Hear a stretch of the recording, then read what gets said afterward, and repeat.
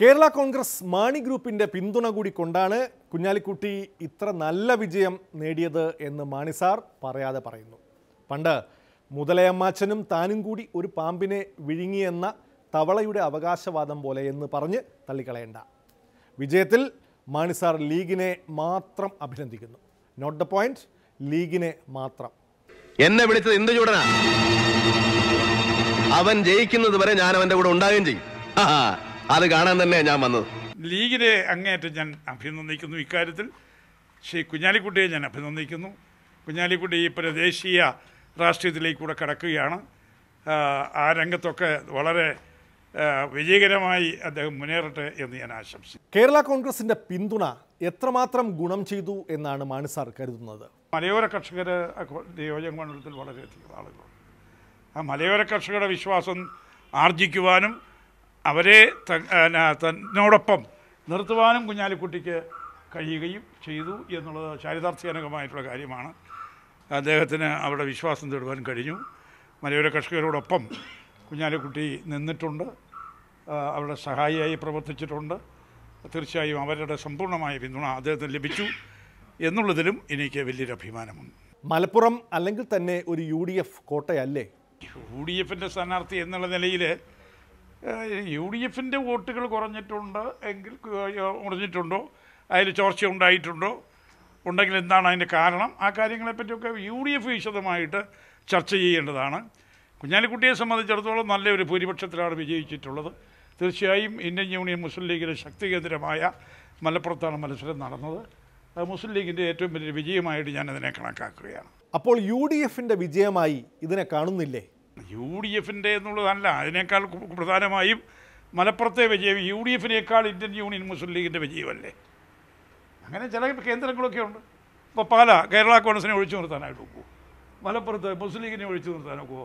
പുതുപ്പള്ളിയിൽ കോൺഗ്രസിനെ ഒഴിപ്പിച്ചു നിർത്താൻ നോക്കുമോ? ചില ശാക്തിക മേഖലകളൊക്കെ ഇല്ലേ? അത്രയുള്ളൂ അതിൻ്റെ അകത്തൊക്കെ. മലപ്പുറത്ത് UDF സ്ഥാനാർത്ഥിക്ക് പിന്തുണ നൽകി. ഇത് മുന്നണിയിലേക്കുള്ള തിരിച്ചുപോക്കിൻ്റെ തുടക്കമാണോ? ഇല്ലെന്ന് ഞാൻ അന്ന് പറഞ്ഞല്ലോ. കേരള ഇന്ത്യൻ യൂണിയൻ മുസ്ലിം ലീഗിന് കൊടുക്കുന്ന പിന്തുണയാണിത്, UDF കൊടുക്കുന്ന പിന്തുണയല്ല. അത് തെറ്റിദ്ധരിക്കേണ്ട. രണ്ടും കൂടി അത് കൂട്ടിക്കുഴയ്ക്കരുത് എന്ന് ഞാൻ അന്നേ തന്നെ പറഞ്ഞിട്ടുള്ള കാര്യമാണ്. താങ്ക്സ് നീ വെച്ചോ, അത് ഞാൻ പിന്നെ വാങ്ങിച്ചോളാം. ഇപ്പൊ ചെമ്പ് നല്ല പാളിഷ് ചെയ്ത് അങ്ങ് എത്തിക്കാം. നീ ഇപ്പൊ പോ മോനെ ദിനേശ. അപ്പൊ പോട്ടെ മോനെ ദിനേശ്. നോ ദിനേശ്.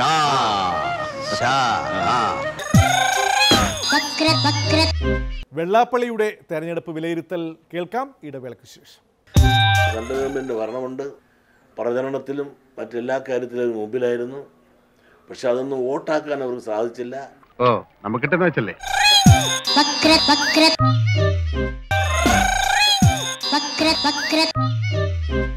തെരഞ്ഞെടുപ്പിന് മുമ്പ് എന്തു പറഞ്ഞാലും വെള്ളാപ്പള്ളി ഫലം വിലയിരുത്തുന്നത് കൃത്യമായിരിക്കും.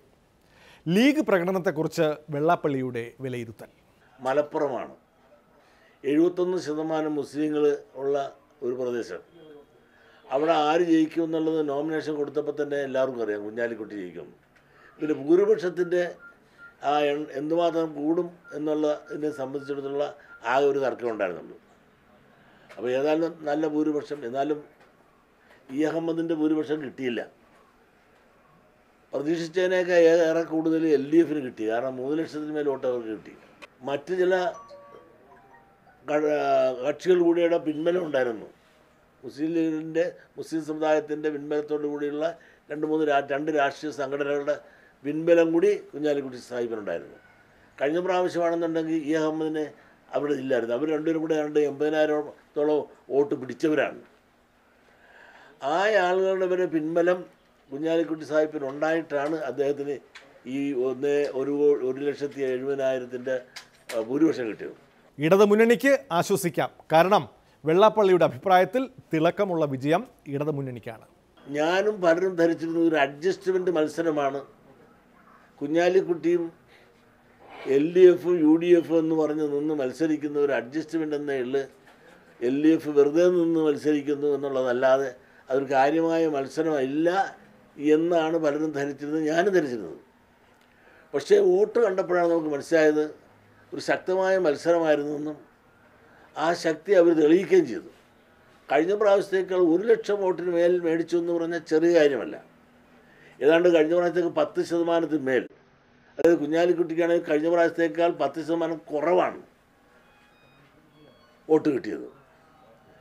അങ്ങനെ നോക്കിയാൽ എന്തുകൊണ്ടും ഇടതുപക്ഷത്തിന് തിളക്കമാർന്ന ഒരു വിജയം നേടിയെന്നവർക്ക് അവകാശപ്പെടാം. വെള്ളാപ്പള്ളിയുടെ കാർമ്മികത്വത്തിൽ പിറവിയെടുത്ത BDJS പിന്തുണച്ചിട്ടും BJPക്ക് നേട്ടമുണ്ടാകാനാവാത്തതിനെക്കുറിച്ച് വെള്ളാപ്പള്ളി. ഒരു വലിയൊരു പ്രചരണമായിരുന്നു. പോരെങ്കിൽ സെൻട്രൽ ഗവൺമെൻറ് ഭരണമുണ്ട്. ഭരണത്തിൻ്റേതായ എല്ലാ മിഷനറികളോ അല്ലെങ്കിൽ അത് എല്ലാം പ്രയോജനപ്പെടുത്തി പ്രചരണത്തിലും മറ്റെല്ലാ കാര്യത്തിലും മുമ്പിലായിരുന്നു. പക്ഷെ അതൊന്നും വോട്ടാക്കാൻ അവർക്ക് സാധിച്ചില്ല. 4 ലക്ഷം ഹിന്ദുക്കൾ ഉണ്ടായിട്ട് പോലും അവർക്ക് 1 ലക്ഷം വോട്ട് മേടിക്കുമെന്ന് ഒരു ഉറപ്പ് പറഞ്ഞിട്ട് പോലും കഴിഞ്ഞ പ്രാവശ്യം കിട്ടിയ വോട്ടിനേക്കാൾ ലേശം വോട്ട് മാത്രം മുമ്പിൽ വരാൻ സാധിച്ചു എന്നുള്ളത് അവർക്കൊരു ചെറിയ ഒരു കുറ്റബോധവും പരാജയമാണ് എന്നുള്ളത് പറയാതിരിക്കാൻ നിവൃത്തിയില്ല.